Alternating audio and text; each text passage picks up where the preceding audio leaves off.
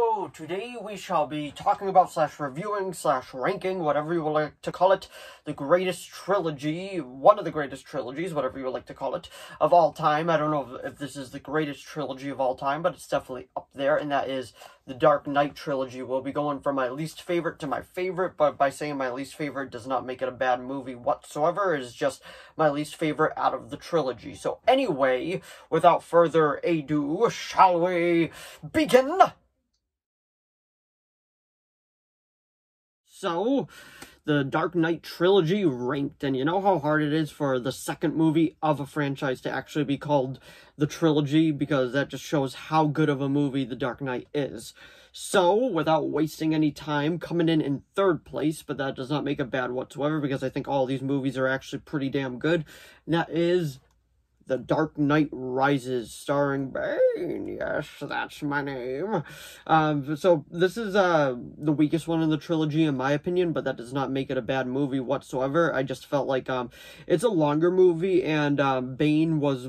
I only had a couple complaints with him. There will be spoilers in this ranking, this trilogy ranking, so just a forewarning, trilogies, spoilers incoming in 5, 4, 3, 2, 1, and... spoiler time. So pretty much one of my biggest complaints with this movie is actually the fact that Bane is just a henchman at the end by Talia al Ghul, and she just gets killed off so easily by Catwoman. That is my biggest complaint with this movie. Besides that, I feel like it's a pretty solid movie. It's a little sad that he's not Batman until at least I want to say the 45-minute mark, which is, it's too bad. It's the final one, but boy, do they make up for that one fight in this where it's just Bane versus Batman and like the sewers and all that. That was a lot of fun to watch, and it's just so good. And this has a lot of iconic parts to it, especially the let's not stand on ceremony, Mr. Wayne. And it's just fun. Like, it's a good movie. It's a solid end to a trilogy.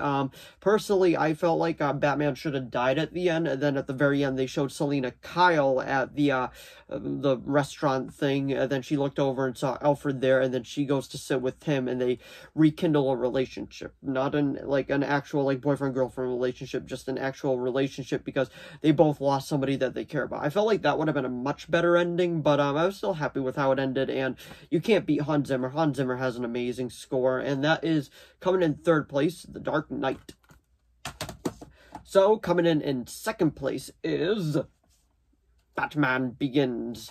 This is the beginning of the trilogy. This could have been called the Batman Begins trilogy, but because The Dark Knight was so well received and so good, they decided to call it the Dark Knight trilogy, and this one ended up being shoehorned in. Sadly, but pretty much one of the great things about this movie, I barely have any complaints with this one. I felt like there could have been a couple more action scenes, but besides that, can't really complain. But with this one is, I love that Christopher Nolan actually made a city for this. Like, Gotham City was its own living, breathing thing. Scarecrow was good and about as realistic as you can actually get with Scarecrow, so that wasn't a complaint whatsoever. It was cool to see him, and I'm glad that they got to be as realistic as possible. And I do like the Falcone in this is good, and I don't think Baroni comes until The Dark Knight. If I'm wrong about that, let me know down in the comments below. But Falcone in this is okay. He's not as memorable as John Turturro, in my opinion, from the Batman, but I feel like he's still pretty well done in this. And like I said, my only complaint with The Dark Knight, which we'll get into that later, is that Gotham literally is just, it just feels like a city. It doesn't feel like its own living, breathing thing, kind of like how he did it in this, especially when they go into the Narrows and the slums and all that. I feel like that was very, very well done, and I feel like I just wish that Christopher Nolan brought more of that in The Dark Knight and The Dark Knight Rises. But given that how realistic it was, I completely get it. And I just love when when he's just rushing through everything and just destroying everything with the Batmobile.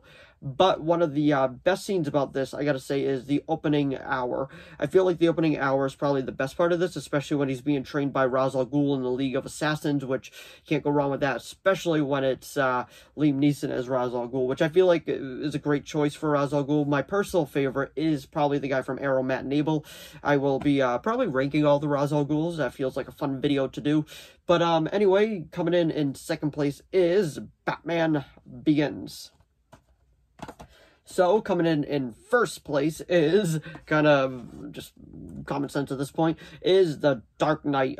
Just what can be said about this movie that hasn't been said already? It's a great movie. Heath Ledger gave an amazing performance to the point where when people think about Joker, this is what they think of, not the comic book version.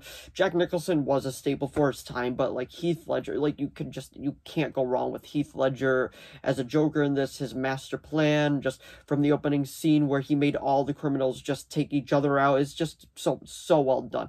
So why does he call him the Joker? I know why he calls himself the Joker. Oh, no. I killed the bus driver.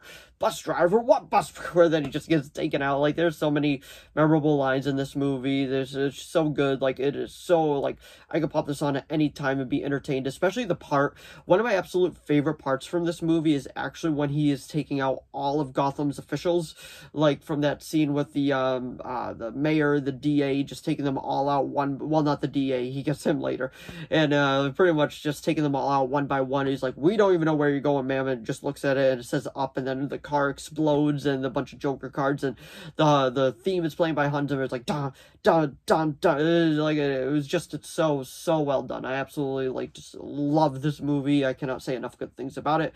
I do actually think the Batman is a bit better, but this movie is still just very highly regarded, especially with Aaron Eckhart as Harvey Dent. I love that we got a Harvey Dent story in this. Like, he didn't become Two-Face until the end, and you understood his motivation. He felt like the world turned against him, and that was Joker's idea. He was just like, let's see, pretty much what happens when the White Knight falls down to our level, and just kills Rachel, and it's just like it's so good. Like, his Joker story intertwines with Two-Face's so well, and it's a solid film through and through. You can't go wrong with it. I absolutely love this movie, and I feel like it's at the top of a lot of people's lists for ranking the Dark Knight trilogy and just Batman movies in general.